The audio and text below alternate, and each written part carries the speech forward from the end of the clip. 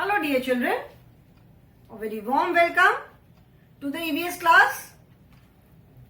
I'm sure you all are good, doing well at home, taking care of yourselves and taking and following all the necessary safety precautions. Do take care of yourself children. अपना अपना ध्यान रखो, अपने mummy papa की बात सुनो and stay well, stay healthy. This is our EVS class children and we are on chapter number 17, that is air and water. We are still continuing with this chapter. So, take out your EVS book, which is Think Green Environmental Studies. Take out your EVS book and turn to page number 106. That is 106. Before starting today's topic, I will first revise the topics which we have already done. जो topics हमने कर लिए हैं, पहले एक बार उन topics को हम रिवाइज करेंगे, फिर आज का टॉपिक स्टार्ट करेंगे. चैप्टर हमारा एयर एंड वाटर. इस चैप्टर में हमने एयर के बारे में पढ़ा कि व्हाट इज एयर, एयर कैसी होती है. एयर का कोई साइज नहीं है, कोई शेप नहीं है, कोई कलर नहीं है. It can not be seen, इसको हम देख नहीं सकते. We can only feel it, इसको हम सिर्फ महसूस कर सकते हैं. और बट जैसे एयर का कोई साइज नहीं है, कोई शेप नहीं है, बट इट टेक्स स्पेस. जैसे आप जब बलून में हवा भरते हो तो बलून फूलता जाता है, तो वो क्या है, बलून के अंदर क्या है, एयर है. मतलब एयर ने उतनी जगह ले रखी है. बॉल है, जो व्हीकल्स के टायर ट्यूब्स होते हैं, स्विमिंग का जो ट्यूब होता है, सबके अंदर एयर भरी हुई है. तो वो क्या है, उसके अंदर एयर ने उतनी जगह ऑक्यूपाई की है. So air takes space, but उसका कोई शेप नहीं है. जिसके अंदर भी हम भरते हैं वो जितना फूलता जाता है, एयर उतनी स्पेस लेती जाती है. ठीक है. फिर उसके बाद हमने डिफरेंट टाइप्स ऑफ एयर पढ़ा कि gently moving air is known as breeze, then fast moving air is wind and very fast moving air is known as storm. अलग अलग हमने एयर के फॉर्म पढ़े. उसके बाद यूजेस ऑफ एयर पढ़ा हमने कि it helps in the flying of aeroplane, it helps in the sailing of boat, it helps in the flying of kite, then it is filled in balls, tyres of vehicles, swimming का जो tube होता है, life jackets, उन सब में air रहती है. Because air is lighter than water. Air जो है वो पानी से हल्की होती है, तो इसीलिए वो जो ट्यूब वगैरह होते हैं वो पानी पे फ्लोट करते हैं. अगर आप बॉल भी अपनी पानी में फेंक दोगे तो वो इट विल नॉट ड्राउन, वो पानी में नीचे नहीं जाएगी. You will see that ball floats on water. जो रबर की बॉल वगैरह होती है तो वो पानी पे फ्लोट करती है. ओके. देन उसके बाद फिर हमने वाटर के बारे में बात किया कि what are the qualities, what are the properties of water. Like air, water also has no shape, it has no taste, it has no smell, it has no colour. It also takes the shape of the container in which we keep it. Container का मतलब होता है any pot, जिसमें मतलब जिसमें हम कोई चीज रखते हैं. ठीक है. कंटेनर मतलब कोई ग्लास है, कटोरी है, बाउल है, जो भी है, घड़ा है, मटका है, एनीथिंग जिसमें कि हम कोई सामान रखते हैं, दैट इज कंटेनर. तो एयर जो है वाटर को हम जिस भी कंटेनर में रखते हैं, वाटर उसका शेप ले लेता है. Then there are 3 forms of water. Water के 3 फॉर्म्स हैं.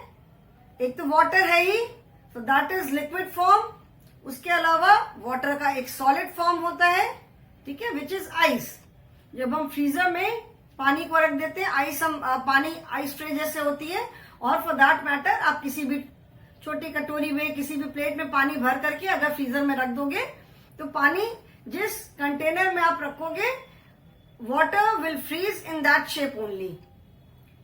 ठीक है, अगर सपोज एक कटोरी में, एक बाउल में पानी भर के रख दिया तो वो राउंड शेप में ही पानी उसमें जम जाएगा।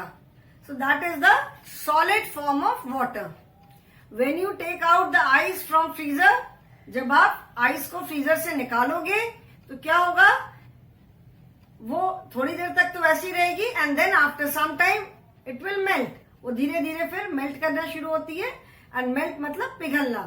पिघलने के बाद आइस जो है it comes back to the जो नॉर्मल जो लिक्विड फॉर्म होता है वाटर का, उसी फॉर्म में आ जाती है। ओके, तो that is the solid form, liquid form. अभी वाटर का जो गैस फॉर्म होता है, जैसे जब आप अगर किसी कंटेनर में पानी लेकर के उसको गैस पे रखोगे, you can see it in your book also. We keep bottles of water in the refrigerator to cool them. नीचे जो refrigerator is your regular fridge, जो फ्रिज होता है, तो हम फ्रिज में सामान रखते हैं क्योंकि फ्रिज का टेम्परेचर कम रहता है, तो चीजें उसमें ठंडी रहती हैं, खराब नहीं होती हैं। तो हम वाटर बॉटल्स अपनी फ्रिज में रखते हैं गर्मी में ठंडा पानी जैसे पीने के लिए। और फ्रीजर में जो ऊपर वाला जो कंपार्टमेंट होता है उसका टेम्परेचर और कम होता है, वहां पे जब हम कुछ चीज को रखते हैं तो इट फ्रीजेस, वो बिल्कुल जम जाता है। Water changes into ice when we keep it in the freezer.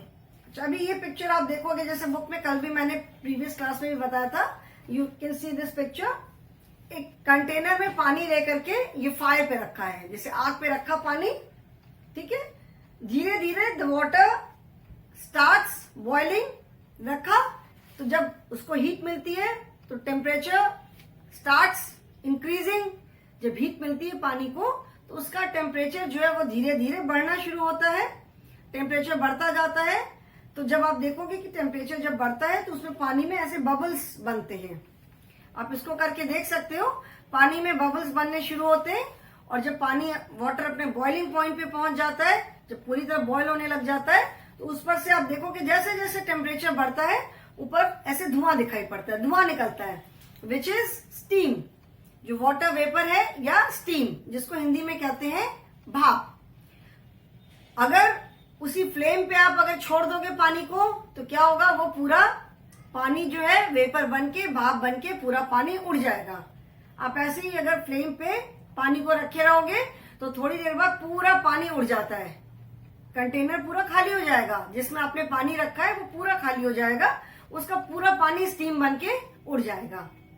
और if you keep that container with a lid, अगर किसी ढक्कन से आप उसको कवर कर दोगे तो देखोगे कि जो वाटर वेपर्स है या जो स्टीम है वो सारी उस लिड के अंदर कलेक्ट हो जाती है। देखा होगा ना, लिड पे भी पूरा पानी पानी हो जाता है। जैसे प्रेशर कुकर होता है, प्रेशर कुकर में जब हम खाना बनाते हैं तो जब उसके अंदर पूरी स्टीम भर जाती है तो क्या होता है, वो सीटी से वो ऊपर से रिलीज हो जाता है, पूरा उसका जो स्टीम है वो निकल आता है। ठीक है, so these are the 3 forms of water, solid form, liquid form and gas form. Okay, so water changes into steam और वाटर वेपर ऑन बॉइलिंग।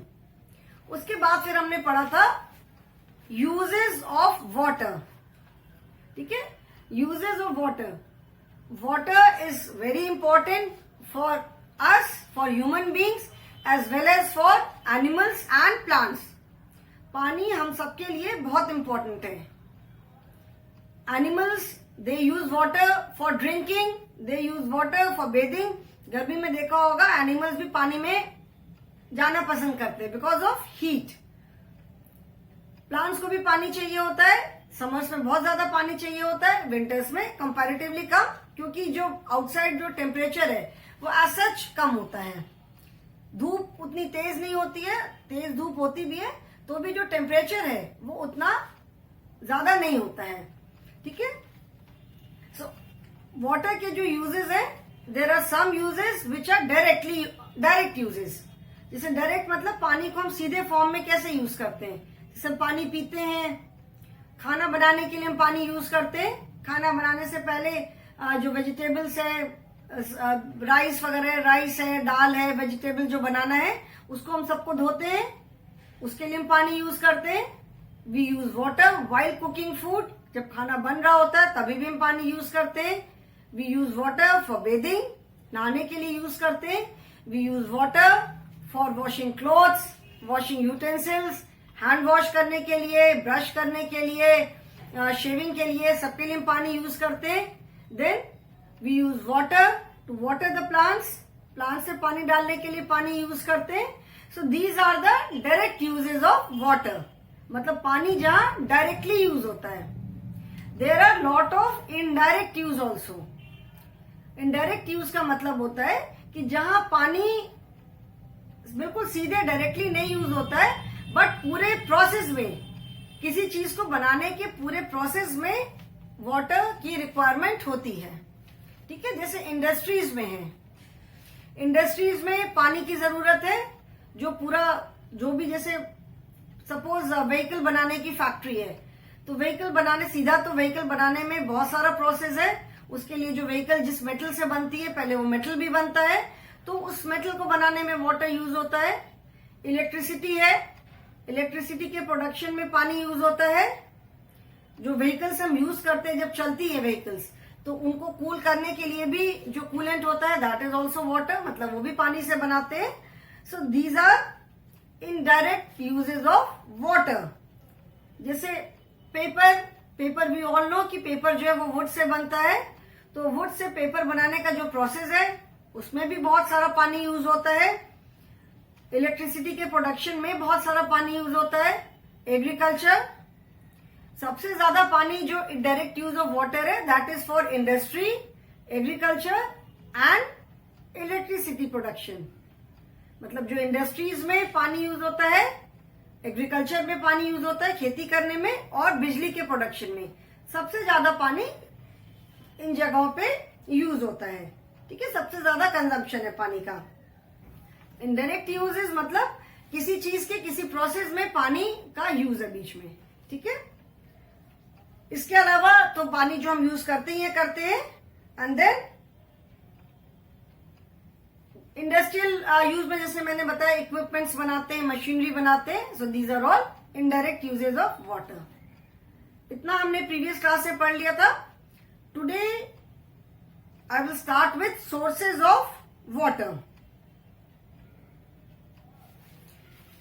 और जैसे इंडस्ट्रीज में और भी है, केमिकल्स हैं, जो केमिकल्स बनते हैं, मेडिसिन बनती हैं, हर चीज के प्रोडक्शन में बीच में water is use at some place और द अदर, मतलब उस पूरे प्रोसेस में कहीं ना कहीं पानी यूज होता है। So that is indirect use of water. ठीक है, now today we will start with sources of water. Sources of water. Sources का मतलब है कि पानी हमें कहां से मिलता है। From where do we get water? Okay, now rain is the main source of water on earth. Rain water collects in lakes, rivers, ponds, wells etcetera. मतलब अर्थ पे पानी का मेन सोर्स जो है, that is rain. Main source of water is rain on earth. जो बारिश होती है वो पानी का मेन सोर्स है। ठीक है, पानी हम जैसे ड्रिंकिंग के लिए, वॉशिंग के लिए, कुकिंग के लिए, बेदिंग के लिए, एग्रीकल्चर में, इंडस्ट्री में, इलेक्ट्रिसिटी के प्रोडक्शन में, मतलब चाहे पानी का डायरेक्ट यूज है चाहे इनडायरेक्ट यूज है। ठीक है, पानी हमें कहां से मिलता है? There are 3 places. या तो ग्राउंड वाटर है, सरफेस वाटर है एंड रेन वाटर।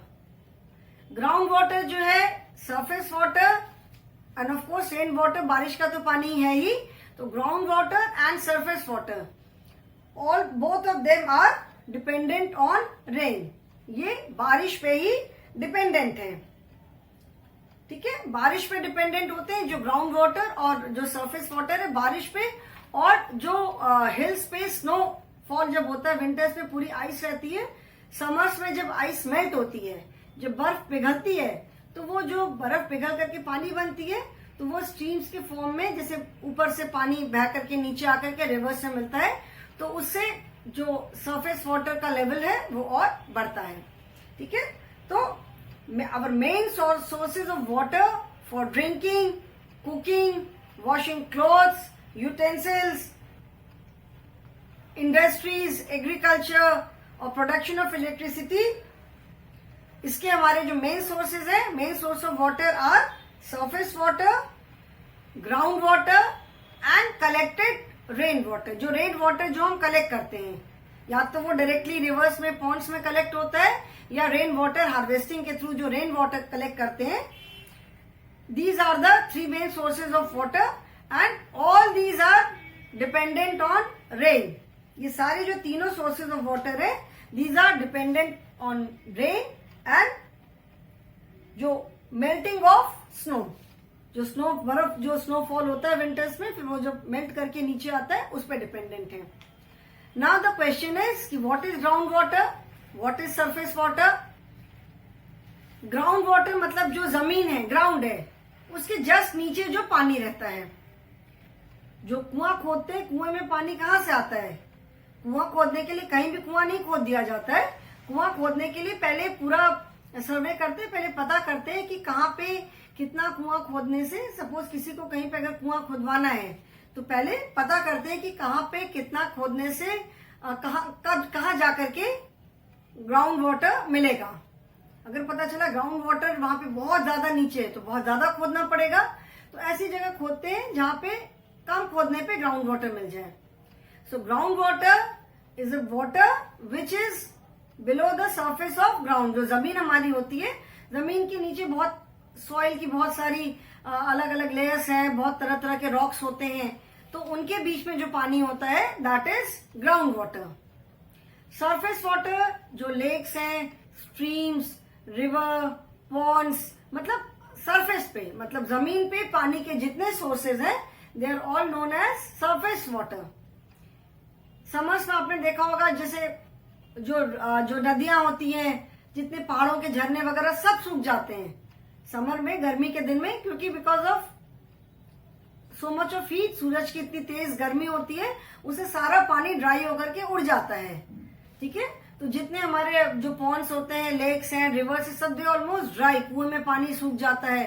ठीक है, ओशन एंड सी में तो ऑफकोर्स पानी रहता है, वो सारा ड्राई हो जाता है। फिर जब बारिश होती है तो बारिश में क्या होता है, ये सारे जितने जो रिवर, जो सूखी हुई नदियां हैं, पॉन्ड्स हैं, लेक्स हैं, दे अगेन बारिश का पानी फिर से उसमें भर जाता है। वेल्स, जो वेल कुआं होता है, फिर से वो भर जाता है। और बहुत सारे लोग, जिसे मैंने बोला, एक वर्ड यूज किया मैंने, rain water harvesting. It is a process, it is a process of collecting rain water. बारिश का इतना पानी है, और बारिश का पानी जैसे जमीन पे गिरता है तो उससे जो जमीन के नीचे का पानी होता है उसका लेवल भी बढ़ता है, क्योंकि वो पानी तो जो मिट्टी में गिरता है वो तो सारा जमीन के नीचे ही जाता है ना, मिट्टी से सारा नीचे जाता है। तो जो ग्राउंड वाटर है, मतलब जमीन के नीचे वाला जो पानी है, दैट ऑल्सो इंक्रीजेस, उसका लेवल भी बढ़ता है। एंड ऑफकोर्स जो सरफेस पे पानी है उसका लेवल तो बढ़ता ही है। तो रेन वाटर जो होते हैं, बारिश का पानी जो होता है, उसको लोग कलेक्ट करते हैं। कलेक्ट कैसे करते हैं? वो पूरा एक प्रोसेस होता है, पूरा सिस्टम होता है, उसको बोलते हैं रेन वाटर हार्वेस्टिंग। उससे it is a very simple process. ये मतलब इसके लिए कोई बहुत बड़े मशीन की ऐसी जरूरत नहीं होती है। लोग अपने सोसाइटीज में, जैसे जहां घर वगैरह में लोग रहते हैं, वहां भी लोग अपने से भी रेन वाटर हार्वेस्टिंग करते हैं। क्या करते हैं, जमीन के नीचे बड़े बड़े जैसे पानी स्टोर करने का वो बनाते हैं, और जो बारिश का पानी होता है वो उसमें कलेक्ट होता है, and that water is used later. ठीक है, इसीलिए बारिश में देखा इतनी बाढ़ इसीलिए आती है, क्योंकि जब कोई भी रिवर है या लेक है या पॉन्ड है, जब वो अपने लेवल से, बारिश ज्यादा होती है, जब वो लेवल से ऊपर पानी आ जाता है तो बाढ़ आ जाती है। वो पानी रोड पे आ जाता है, वो पानी ब्रिजेस पे आता है, रोड्स डूब जाती है पानी में, जो ब्रिज होते हैं रिवर्स पे वो डूब जाते हैं, टूट जाते हैं। ठीक है, तो मेन सोर्स ऑफ वाटर हमारे यहाँ is rain water. Main three sources are ground water, surface water and collected rain water, and all these three are dependent on rain. ये तीनों जो है वो बारिश पे डिपेंडेंट है। ठीक है। So rain is the main source of water on earth and rain water collects in lakes, rivers, ponds, wells etcetera. Rain water जो है इन सब जगह पे कलेक्ट हो जाता है। The sources of our drinking water are rivers and streams. हमारे जो पीने के पानी का जो मेन सोर्स है वो है नदियां और जो स्ट्रीम। बारिश में देखा होगा ना, बारिश में ऊपर से पहाड़ों से कितने जो पहाड़ी जो जगह होती है वहां देखा होगा कितने ऊपर से झरने गिरते हैं, पानी कितना जो झरने गिरते हैं वो सारे नीचे आ करके रिवर्स में कहीं मिलते हैं, कहीं नदी में आकर के मिलते हैं, तो उससे वाटर लेवल बढ़ता है। जहां भी कहीं फॉल जैसे होता है तो फॉल के साथ में एक पूरा डैम बनाते हैं, ह्यूज, बहुत बड़ा डैम इज लाइक जैसे जहां पे पानी को स्टोर करते हैं, पानी को वहां पे स्टोर करते हैं and that water is used for production of electricity. Electricity के प्रोडक्शन में वो पानी यूज होता है। The sources of our drinking water are rivers and streams, but before drinking this water is cleaned. Then we get it from taps at our homes. ठीक है। जो हमारे मेन सोर्स है वाटर के, वो हमें जो मतलब घरों में जो हमें पानी मिलता है वो हमें मेनली रिवर्स से या स्ट्रीम से मिलता है। ठीक है। बट ये हम डायरेक्टली वहां से हमारे घरों में नहीं आता है, डायरेक्टली रिवर्स से या स्ट्रीम से हमारे घर में नहीं आता है। पीने से पहले या हमारे कंजम्पशन से पहले, हमारे यूज करने से पहले ये पानी जैसे पहले जो वाटर प्लांट्स होते हैं वहां पे जाता है वहां पे पहले पानी पूरा क्लीन होता है, उसमें से जो भी बैक्टीरिया और बहुत छोटे छोटे जो माइक्रोस्कोपिक उसमें जर्म्स वगैरह होते हैं जो कि हम देख भी नहीं सकते, पहले पानी को पूरा क्लीन करके then it is send to our homes through pipes. मोटे मोटे जो पाइप्स होते हैं, अंडरग्राउंड पाइप्स होते हैं, वहां से फिर ये पानी हमारे घर आता है। एंड हमें हमारे घर में पानी कहाँ से मिलता है? When we open the tap. वो जो हमारे घर के जो टैप के जो पाइप्स होते हैं वो उन पाइप्स के साथ कनेक्टेड होते हैं। When we open the tap then we get water. ठीक है। बट जैसे लैंड पे कहते हैं जो हमारी अर्थ जो है that is covered, that is 70% of earth is covered with water and 30% of earth is covered with land. ये हमने प्रीवियस चैप्टर में पढ़ा था the earth and the sky में कि अर्थ जो है that is made up of land and water. 70% of earth is covered with water, only 30% is covered with land. लेकिन उस 30% में ही जो भी चीजें, सारी चीजें, इतना पानी है, 70% पानी है, बट इतना पानी होने के बावजूद despite of so much of water on earth drinking water is very less. जो पीने के पानी का परसेंटेज है दैट इज वेरी लेस, वो बहुत कम है। इतना पानी होने के बावजूद भी very less water is suitable for consumption. क्योंकि वाई? बिकॉज मैक्सिमम पानी तो सीज एंड ओशन में है एंड सी एंड ओशन का जो पानी है वो बहुत इतना ज्यादा सॉल्टी होता है कि उसको हम पी नहीं सकते। That water is use for making salt. वो एक प्रोसेस होता है जिसमें कि पानी से सॉल्ट को अलग करते हैं, उसी वाटर से सॉल्ट को अलग करते हैं, तो that is a process.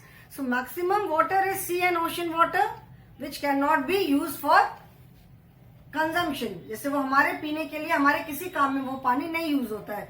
We can not use it for drinking, cooking, washing, bathing, किसी काम के लिए भी उसको हम नहीं यूज करते हैं। सो इतना पानी होने के बाद भी पानी का जो यूज करने वाला पानी है उसका परसेंटेज बहुत लो है।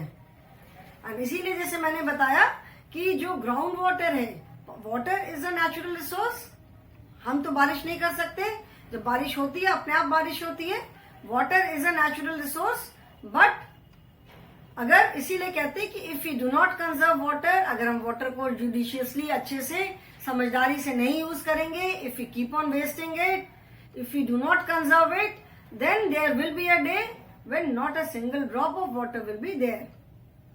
पानी को इसीलिए बहुत वेस्ट नहीं करना चाहिए, बहुत संभाल करके खर्च करना चाहिए। हमारे पास अभी पानी है, we do not understand the importance, हमें लगता है इतना पानी तो आ रहा है कहाँ खत्म होगा, बट जो ग्राउंड वाटर है वो भी अगर बारिश नहीं होगी तो वो भी ग्राउंड वाटर का लेवल भी तो कम होता जाएगा ना। ग्राउंड वाटर का लेवल भी बढ़ता कैसे है? Because of rain. जब बारिश होती है तो सॉइल के थ्रू पानी अंदर जाता है।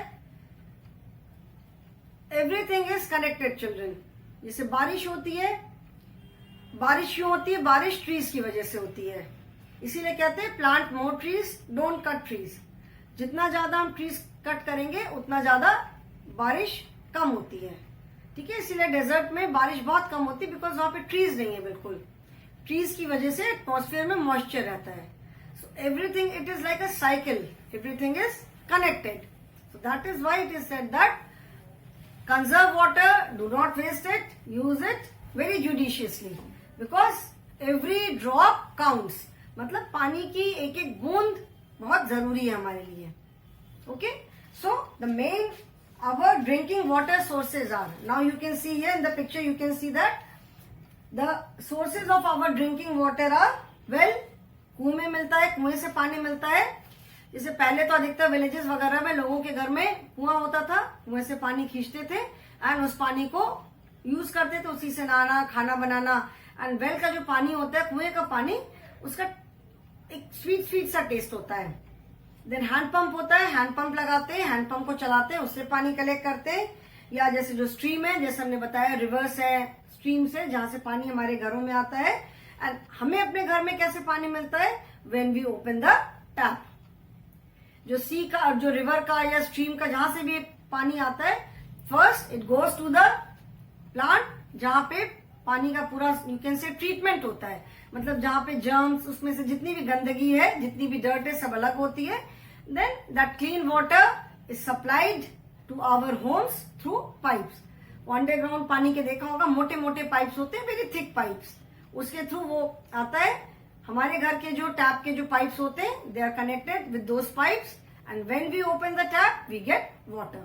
कभी कभी ऐसा होता है ना, पानी नहीं आ रहा है, क्योंकि पानी नहीं आया, उधर खत्म हो गया, तो जहां से पानी हमें मिलता है वहां पर ही पानी नहीं है, तो हमें भी घर में पानी नहीं मिला।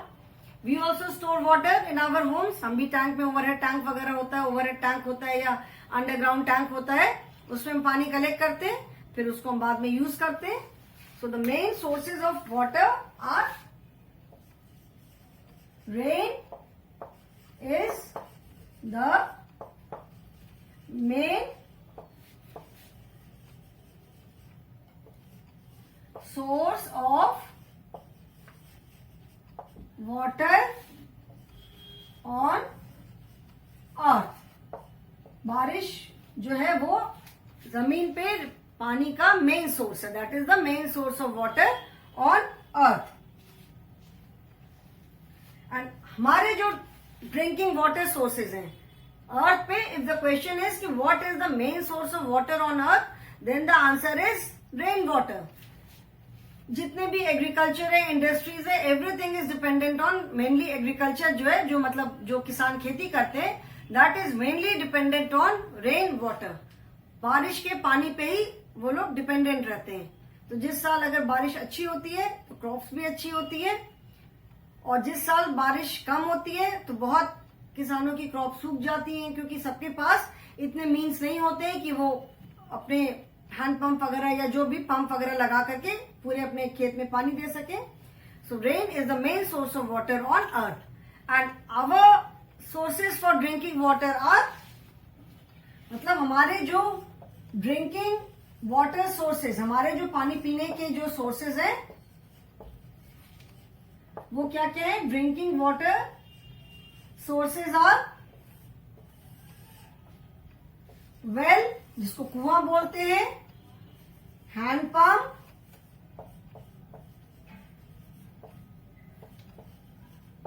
रिवर्स, स्ट्रीम्स, मतलब जो जिसको बोलते हैं झरना, जो पहाड़ों पे बहता है। एंड घर में हमें पानी कैसे मिलता है? Through tap. When we open the tap, we get water। ठीक है। स्ट्रीम क्या होता है? Stream is a narrow river. जैसे जो पहाड़ों पे देखा होगा, कभी आप पहाड़ों के साइड पहाड़ों पे जाओगे तो ऊपर से पानी के झरने बहते रहते हैं, ऊपर से पानी ऐसे पतले पतले पतले झरने बहते रहते हैं, वो जमीन पे आकर के फिर किसी रिवर में मिल जाते हैं। तो they are like small rivers, ठीक है। सो वो आकर के नदी में मिल जाते हैं। We get water from river streams, these are the main sources of our drinking water. Okay, so children, we have completed sources of water today. Now our chapter is complete. In the next class we will do keywords, then things to remember, and after that we will start the exercises. Okay, so today I will stop here children. Thank you so much.